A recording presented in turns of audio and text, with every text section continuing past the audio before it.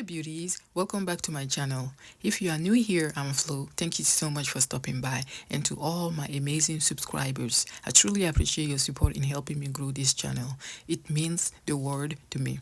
Today I'll show you how to properly remove your braids without causing breakage or damage.